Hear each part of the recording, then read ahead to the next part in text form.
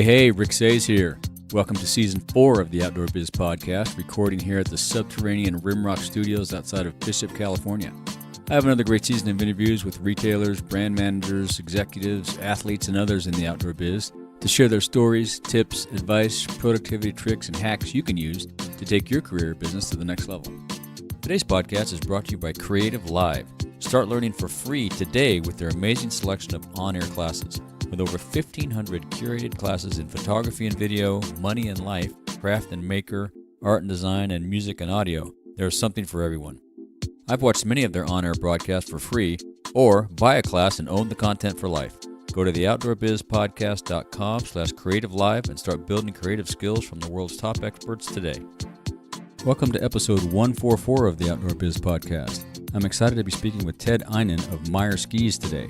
Ted talks about growing up as an outdoor kid on his dad's Christmas tree farm and apple orchards, and we talk about his days in the tech world and how he came to purchase Meyer Skis. And thanks to Laura Driscoll from Go Ahead PR for connecting us. Hey, Ted, welcome to the show. Thanks for having me. Good to have you. Thanks for getting up so early in the morning. I know it's early for both of us, but I think we can power through it. If you can get up and do this on the West Coast, I should surely be able to do it at this time in the Rockies. Yeah, it will be good. So let's start with your first exposure to the outdoors. How'd you get into the outdoor world, ski life, so it be?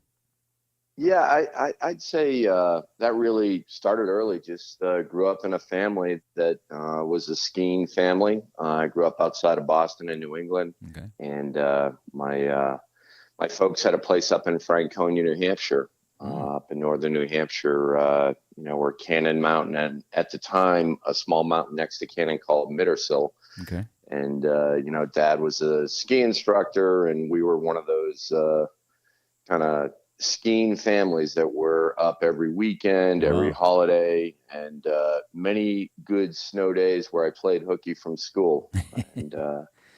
And in the summer, we were a backpacking family, so we'd go up in the White Mountains up for, typically 4 or 5 days, and climb most of the 4,000 footers in New Hampshire. And so I'd say I just kind of grew up into it, and those have just become lifelong activities. Yeah, cemented it for you. Yeah. What was your first outdoor job? First outdoor job. So I'm not a lifelong outdoor industry guy. I was in software and the utility industry for many, many years. So Meyer Skis and the ski industry is relatively new for me. Mm-hmm. Not a lifelong outdoor active lifestyle industry guy. So I'm laughing, but my first outdoor job was probably working on my family's Christmas tree plantation, which was a hobby of my dad's.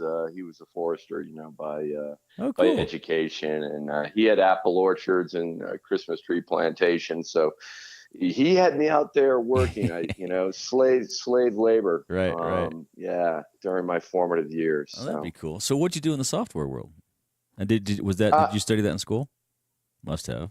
No, not really. It was more, I went to the University of New Hampshire and got a business degree. Mm-hmm. I early on, I got into the utility industry. So it was doing contract services for utilities, like locating pipe and cable and gas leak detection and things like that. So working for gas and electric utilities. And then I ultimately managed that operation. We had about 600 guys running around the United States doing work for utilities. Wow. And then that evolved into getting to know someone who became a friend of mine who had a software company, Paul Wilson. He and I collaborated on some things. He was the coder. I was more kind of the business field process guy. And ultimately he pulled me into his software company called MapFrame as a partner, and we grew that business, kind of automating field services for utilities. So when you see a utility truck, it used to be a clipboard and a paper map, and that's now evolved into a computer and automating the workday and maps. So we were kind of early on in that, and General Electric bought our software company in 2008, and then good for you. Did some work with GE for a while, which was not my cup of tea. Big corporate environment and me are not a great it's a different, great isn't fit. it? It's different. Something about having 40 different bosses. I don't know. Right. Yeah, and they have 40 different questions over and over and over again. Exactly. Speaking to 40 different spreadsheets. Right. You know? Right. So, how did your ownership in Meyer Skis come about? How did you find them? How did they find you? What happened there? Yeah, so it was it's kind of funny. I had decided I was done with the corporate world and really didn't want to stay in software, at least at that time. I really enjoyed that ride, but wanted to try something different. And have been living in Colorado since 2000, lifelong skier, and started learning a little bit about, kind of the cottage industry of little small independent ski and snowboard manufacturers, and probably did enough research to be dangerous. And well, you didn't but scare yourself out of it, though. That's good. yeah, that was my first mistake right there. But so that kind of captured my imagination, and I'd been traveling around the world so much. I wanted to do something a bit closer to home and closer here in Colorado, and kind of, get out of the office environment, and work with something that was more in tune with getting outside and having fun, and so this was definitely a big change in shifting in gears for me. And I was sharing kind of the vision with a friend of mine, neighbor up in Breckenridge, where I had a place, and we're skiing one day, and we're just bullshitting about it all day long, and it's funny. A week later, he sends me an article out of the Denver Post. He's like, this sounds like exactly what you were talking about. Because I was saying, I don't want to start from scratch. I'd like someone that has at least started the process, and has something unique and something that's eco-friendly. Is making skis and snowboards is for all intents and purposes, is not a eco-friendly process. Right. And so that's where I learned about Matt Cudmore and Meyer Skis. And there was a nice little article in the Denver Post, and he was clearly just kind of getting going, but he was on to something that really struck a chord with me, where, he was using locally harvested wood in Colorado. Cool. And his brother was in the Colorado State Forest Service in Crested Butte at the time. And he suggested, talking to the Colorado State Forest Service, and Matt had done that, and had kind of landed on using aspen and beetle kill pine, which in the Rockies is kind of a big deal. It's huge. Yeah. And the funny thing about beetle kill pine is, I've had some people say, well, geez, why would you use dead trees for skis? And I'm like, well, actually all the wood that goes into skis is dead, believe it or not. Right. It is cut down.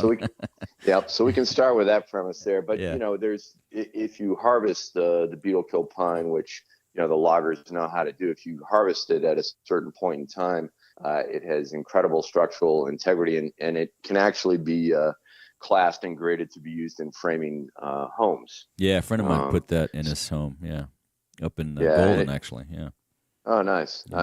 So, so I reached out to Matt and said, hey, I, have zero experience in this world, but I'm interested in what you're doing. And so we met up out at Sunlight Mountain in Glenwood Springs, where Matt was based. And, he had been just building a few skis out of his garage over the last couple of years. And we went skiing, had a fun day. They finished up a few beers and a little bit of debauchery, and and one thing led to another. So he was a one-man band at that point? Yeah. Wow. Yeah. Impressive. Yeah. I mean, just like, I think so many businesses where you're building something, it starts in the garage. Yeah. Or your workshop. And Matt's an incredibly innovative guy, and very clever, and he's one of those guys where we'll go out and have dinner and a few beers at night, and talk about a concept ski, and wouldn't this be cool? And I'll go home and and or back to the hotel room, go to sleep, and I'll get up in the morning and go to the shop, and Matt will be there. He'll be, you ready to go ski those skis we talked about last night? You know, and that's kind of the guy he is. Yeah, cool. Yeah. So we teamed up and set up a factory out in Glenwood Springs, and kind of we've been on a bit of a journey ever since. Right on. He's still involved then. That's awesome. Yeah, he's not involved. Matt's not involved day to day now. He, his wife, and his 3 young kids, they moved up to North Idaho, where they're both from, and their parents are up there. So they're living up around Sandpoint now. And Matt has his own engineering company doing AutoCAD design work, cool. Designing homes, but he's still very involved with, future direction, new materials, R&D, product design, etc. So that's excellent. Yeah. Well, cheers to you, Matt. Good job. That's very cool. Yeah. So what were some of the initial challenges you faced? I mean, obviously, if he was a one-man band, marketing and getting the phone to ring were probably... The phone might have been ringing already if he's selling skis, but... Yeah. Boy, what wasn't a challenge back then? I mean, seriously, everything was a challenge. Yeah. And, the fact of the matter is, although I'd run businesses before, it always had been business to business. It had been in the utility industry, software industry. So business to consumer, whole different animal. So it started off just trying to find space out in Glenwood Springs was a bitch. There aren't that many. There aren't that many good locations. I mean, we were just driving around everywhere, knocking on doors and trying to find a suitable space for us that we could afford. And we ultimately found a space. It wasn't great. It wasn't perfect, but it was a start at least. And in those early years, we just learned a lot. We learned a lot about ski production. We learned a lot about the materials. We learned a lot about techniques. I mean, the skis have just evolved a ton. When I look back to the skis that Matt was producing in the beginning, and I look at what we produce today, it's unbelievable. It's just night and day. I'll bet. But it's fun though. We still run into people that purchase skis from Matt out of the garage that are still skiing them today and just loving them, which is awesome. Oh, that's awesome. That's great. Yeah, it's fun. It's fun.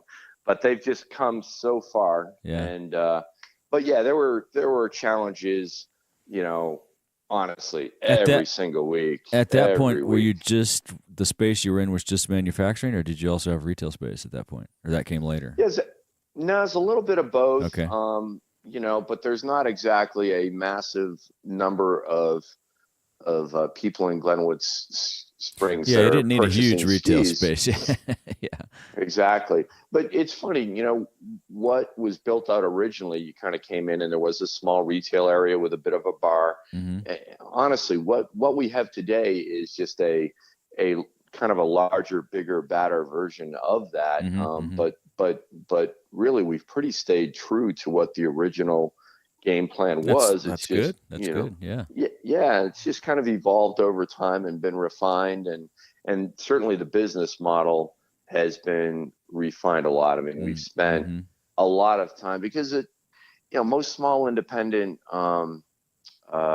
manufacturers, not just brands, but a manufacturer here in North America has to be creative to compete against those manufacturers or those brands that are having product produced in China or Eastern Europe or what have you. Yeah, the consumer will probably pay up, but they'll only pay up so much.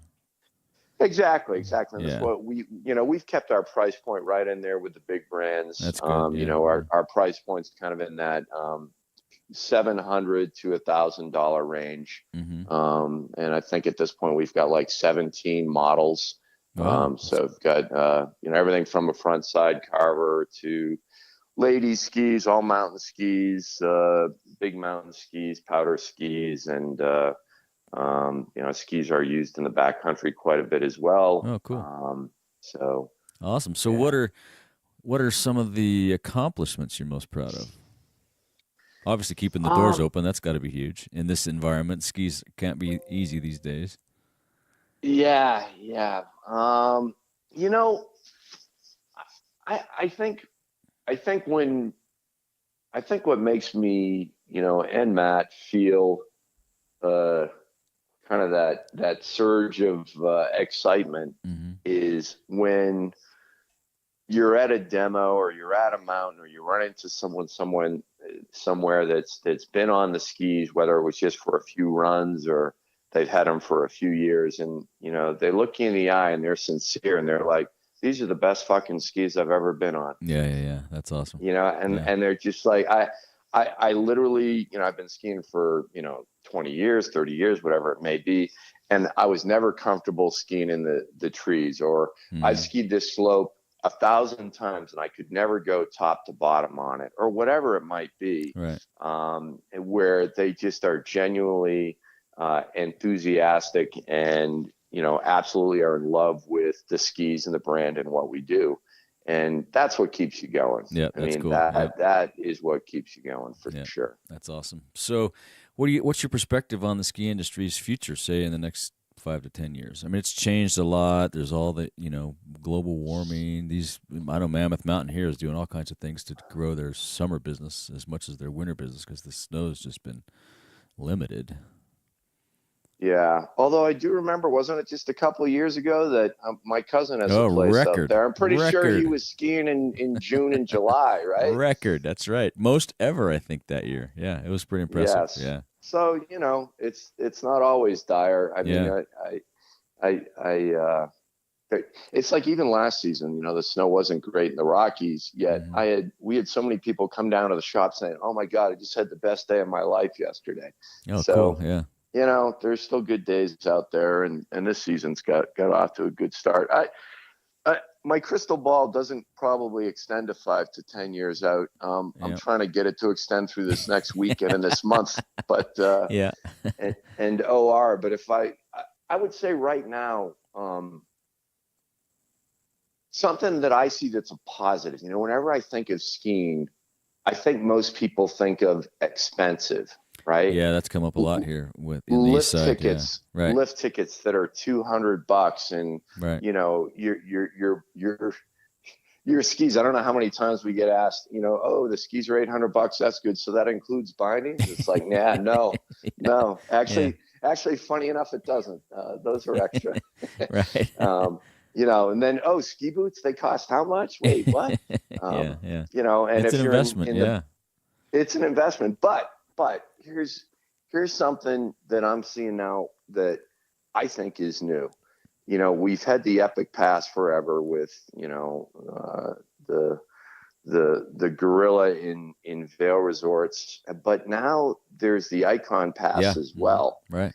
And who's a partner of ours. And, what's fun about seeing the Icon Pass and the Epic Pass is, I mean, you are getting some damn good value now in that for, I don't know, it depends on what pass you get, but somewhere between, say, $600 and $1,000, you can be skiing ski areas and resorts all over the world. Yeah, right. That's true. Yeah. And so there are now, I'm running into people all over the place that are heading to Japan that never would have done that before, that are going, they're heading to the weekend up to Crystal Mountain or to Whistler or, right. Who knows? They're expanding their reach. Yeah, no, you're right. That's a good point. Exactly. And I've never heard this. I mean, there's people that chase snow, right? And which is, is a lot of fun. Yeah. But this makes that pretty damn affordable. Yeah, exactly. So if you're a passionate skier, that's pretty amazing for lift surf terrain. And then, the other thing that I think is really cool in the industry, the backcountry just continues to open up, and the creative people and the innovations and the gear that is supporting that community is pretty amazing. And those lift tickets don't cost anything. Now you got to gear up. you got to gear up. But you got to gear up. You you got to know, get some education to make sure you're safe. But yeah, that's simple. That's easy to get. Yeah. absolutely. But then once you've made those investments, you don't have lifts, you don't have lift lines, and Yeah. you don't have lift tickets. Right. You know, Right. And so to me, those are two very, very, positive trends in the ski industry that I think bode well for it. yeah, no, I'm with you. I agree. Those are great points. And I think the backcountry thing, we have great backcountry here in the Eastern Sierra, and there's always talk every couple years, every few years about, oh, there's less people, it's going to die, but it always resurrects itself somehow. And the snow is always there. I mean, in the backcountry, it's just fabulous. So no, that's a good point. Yeah, and we're actually introducing. I mean, our skis are used a lot in the backcountry, but we're introducing a backcountry line Oh, at great. OR. That's going to be kind of our unveiling. Oh, cool, So cool. pretty excited about that. Yeah, excellent. So, any other mentors that have helped you along the way other than Matt? You know, uh, probably the two that come to mind are my father. He's a World War II vet, and he's 96. He still skis, Oh, wow, very and cool. That's awesome. he got me on skis early, and he's still out there skiing. That's And great. he used to drag us out west every year. We'd be out at Alta every spring, Uh-huh. and like I say, a lot of hooky days Yeah. when the snow was good from school, and he's like, "Oh, I don't think the driving is safe. I think we'll stay up and ski this Monday." Nice. That's And great. just he's always been in the outside, the backpacking, the working Mm-hmm. on his Christmas tree plantation and apple orchards and so forth. And so he's been always an inspiration to me, and always just a huge help to me. And then Paul Wilson, my partner from MapFrame from the software days. Okay. He's a very unique and really amazing guy. Mm-hmm. And he's I don't know, somehow when things were wild and crazy and hairy, that would always be when he would be his calmest. Mm-hmm. Me not so much, but yeah, we navigated a lot of interesting waters through the software years, and I can imagine. ultimately folding the business into General Electric. So Yeah, that's great. yeah, That's yeah, a good person to have hanging around. Tell us about any nonprofit work that you guys do. Do you work with any nonprofits, or you yourself? yeah, we do. In fact, we probably need to get our arms around a little bit. Funny enough, people like to request skis for for auction items and giveaways. That's And right. it's Yeah. like, this isn't like a T-shirt and socks. Exactly. Yeah, but we've done a good bit of work through the years with a few in particular, and some that we're just starting to work with that we're real excited about. Mm-hmm. Wish of a Lifetime is a nonprofit based out this way, which deals with it was actually founded by Jeremy Bloom, Hmm. who he was a World Cup mogul skier, went to CU Boulder and so forth. Mm-hmm. And they've done a real amazing job dealing with elder folks that are in isolation. Oh, interesting. That are they're older, they're by themselves, and so the idea of it's like Make-A-Wish, but Uh-huh. for Uh-huh. folks that maybe just haven't had the means or the opportunity Interesting. to do something. So Oh, we'll link it's to to that in the give show them, notes. That's pretty cool. I'll look that up. That sounds cool. yeah, Huh. yeah, I hadn't heard of them. we recently started working with Swim Across America, whom I've known forever because a good friend of mine actually founded it many years ago, and they do an amazing job with cancer research. Oh, And they okay. have a ton of Olympians, typically swimmers, involved in their organization, and they just started doing it here in Denver, where they had their first event last summer that was just a huge smashing success. Cool. They got Missy Franklin, she's an amazing Olympic swimmer, many gold medals. Had her and a whole host of others. I forget how many Olympians they had here. They had like that's awesome.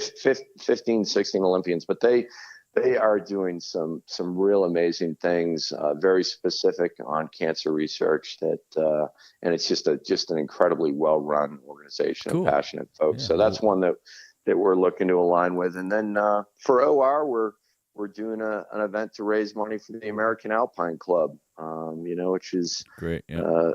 Fantastic club for anyone that's a climber that they know them, based out of Golden. Yep. We have a lot of folks on the show that know them, and a lot of folks here in Bishop that have been a part of that. That's cool. Yeah, I'll bet. So other outdoor activities in addition to skiing, what kind of things do you do?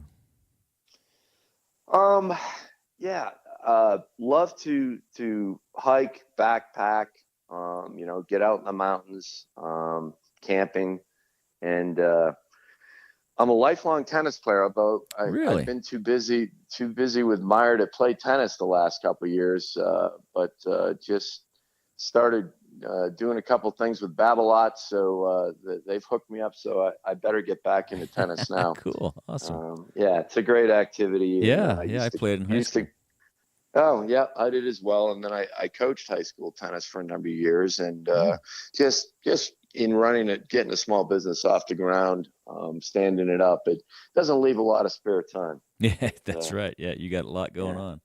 Do you have any suggestions or advice for folks that might want to get into the outdoor biz, or maybe they're already in and want to grow their career? Oh boy, you have a good outsider's perspective, I think. Well, let me see. Don't do it. No, that's not what we want to hear. Yeah, right. Well, one, there is a tremendous amount of opportunity, right? And especially here in Colorado. I mean, Colorado's certainly become the epicenter for active outdoor lifestyle businesses. I mean, there's larger organizations that are now moving here to Denver. And of course, with OR moving out of Salt Lake here to Denver. Right. I mean, OR is a mile and a half from the convention center, is a mile and a half from Meyer skis. Oh, cool. So we've got great proximity to it, and we do tours during the day and so forth. But I think, oh boy, I think there's a lot of opportunity. Mm-hmm. I wouldn't say there's a lot of high paying opportunities right out of the gate. So that's always a challenge. I mean, we have people constantly wanting to come work in Meyer, and and if they're already used to making 80, 100, 150 grand, that's going to be a tough a tough step for them. And so, are you willing to maybe sacrifice some income for the lifestyle you want from a work standpoint? I guess is one thing. And for others, I think sometimes they're too specific on what role that they want in that company. And I think a lot of times they should just say yes. If that's the industry they want to be in, they find a company in it, just say yes. And then get to know the industry, get to know the company, and work your way into the role that ultimately suits you well. Yeah, that's a good point. Yeah, I've done that a couple of times. You have to take a step down to take 2 steps up. But yeah, that's great. Exactly. So I don't know how many people I have come in and say, "Yeah, I want to be your ski designer. Or I want to be your, these lofty roles." And I'm like, "Yeah, well, that might take a little while to get into that." We don't have one yet, but not that we don't want one. Yeah, no, that's a great point. Right. Yeah, I think take a step back, and then that way you learn the company and learn the industry, from the ground up, I think. Exactly. Yeah, exactly. That's awesome. Yeah. Cool. Do you have any daily routines to keep your sanity? You meditate, you walk the dog. What do you? Yeah, my daily routine of the last few years is I have no daily routine. Your daily routine is it changes every day. Yeah, I'm not saying that I shouldn't have it.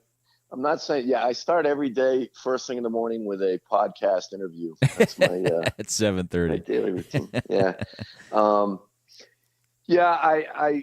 I'm not a routine guy. Okay. I'm more of a kind of take the day as it comes and deal with what's coming your way. But yeah, to take a break from things, I ride motorcycles, so I like to hop out on that and clear my head here and there. And of late, I live down in Denver now after living in the mountains for the last 15 years. So I'm kind of when it's not too cold out, commuting on the motorcycle, which is fun. I like to have a dog that I walk on a regular basis, Wendell, who's a good fun and cool. Never has anything bad to say about me or Meyer skis. So that's good. So I enjoy that as well. But yeah, it's hard in a small business. Everything is moving so fast and there's so many demands on your time. I probably should have a routine, but I don't really have one. No, we all do our thing. No big deal there. Do you have any? Are you a big reader? Do you have any favorite books, or do you give books as gifts very often? There is I enjoy reading. Again, I hate to say it, but it's been hard the last couple, 2-3 years to read as much as I would prefer. I read a lot. They're just not books for enjoyment necessarily. Yeah, it seems like I read a lot of email. Too many emails. I can believe that. Yeah, but there is a book that I latched on too long ago that I like to give out to our management team, and it's a bit of a management philosophy that we have that sometimes we drift away from it, and we have to kind of get grounded and pull back towards it again, and that's called Flight of the Buffalo. It's been around a long time, but Ralph Stair and James Velasco, and it's just kind of an approach to how to grow and run a business, and it's about everyone being able to back each other up, and everyone able to kind of step in and fill each other's role, and just kind of a bit of a self-managing philosophy, if you will. Cool. I'll have to pick that up. I haven't heard of that one. I don't think that's been mentioned on the show either. That's a good one. Yeah, I would call it, I would put it in the oldie but a goodie category. Okay, good. Yeah. We'll link to that in the show notes. How about a favorite piece of outdoor gear under $100? Is there any under $100? Yeah, well, that's the first challenge, right? Right. Oh gosh. Yeah. I'm probably going to go with a map. Good. And No, good. Map and compass have come up a lot. And it's funny because I know there is just some amazing technology out there. I just don't know that battery technology keeps pace. I agree. With all the other amazing technology. So if you're going out for any length of time whatsoever, I don't know. I just don't feel entirely comfortable having everything tied to batteries. I'm with you. So I love having a paper map, or if I'm going on a big trip, getting something laminated. I just like to physically be able to hold it and see it and get familiar with it. And know how to read it. That's a skill you need to learn too. Yeah. And know how to read it. I mean, I just feel like that map can save your bacon if you know what you're doing with the map, and if you have the ability to read maps and whatever device you're looking at is no longer functioning because it's cold out and the batteries die, you're pretty well screwed. You're gonna you might get lost. That's good. That's good advice. Yeah. That one other old standby, probably a Leatherman. Good. It's just it's kind of a larger version, I guess, of a Swiss Army knife. Yeah, good one. Yeah, cool. As we wrap up here, is there anything else you want to say to our listeners or ask of our listeners? No, not necessarily. Aside from we'll be at OR. And you have an event on Thursday, right? We do. We have a big event Thursday night. We have a Woodshed Red, an awesome band, and we're going to have some great beer and liquor sponsors, and we have a number of brands that are also going to be at the event, and we're going to be announcing all this later this week. Cool. But yeah, it should be a great time, and it's a short Uber ride over to our place from downtown center. It's about a about 5 minutes away. Awesome. That'll be fun. And in the meantime, where can people find you if they want to follow up? Email, Twitter? I'll link to all your socials on the show notes. Yeah. Sure. I mean, yeah, you can get to everything. I mean, ultimately, meyerskis.com, and Meyer I've learned through the years, can be spelled about 150 different ways, but our version of Meyer is Meyer skis.com, and hashtag Meyer skis. And cool. We'll that's yeah. Great. Well, we'll put links to that in the show notes. Thanks. It's been great chatting with you, Ted. Yeah, likewise. I enjoyed it. Yeah, I'll look forward to seeing you in a couple weeks out at OR. Awesome. All right, man. Look forward to it. Take it easy. All right. Thanks a lot. Yep. All right. I hope you enjoyed that conversation with Ted Eynon. You can catch up with Ted at meyerskis.com. Meyer is spelled Meier. You'll find links to everything we discussed in the show notes at theoutdoorbizpodcast.com/episode 144. I'd be grateful if you'd visit iTunes, give us a rating and review, and be sure to share this episode with a friend. Thanks for listening. Today's podcast is brought to you by InMotion Hosting. I've used InMotion Hosting to host my websites for years. Rick Say's Photos blog, Stillwater's Consulting, and the Outdoor Biz podcast are all hosted with InMotion Hosting. If your New Year's resolution is to publish a blog, produce a podcast, or simply secure a domain name, go to theoutdoorbizpodcast.com/InMotion and sign up with them today. They make it simple and quick to get a new site up and running with easy installation tools. That's theoutdoorbizpodcast.com/InMotion. Get going today. If you want more of the Outdoor Biz Podcast, you can subscribe on Apple Podcasts, Google Podcasts, Stitcher, Spotify, or wherever you get your podcasts. Be sure to go to theoutdoorbizpodcast.com where you find all the episodes, show notes, and much, much more. Until next time, be sure to make time to get outside.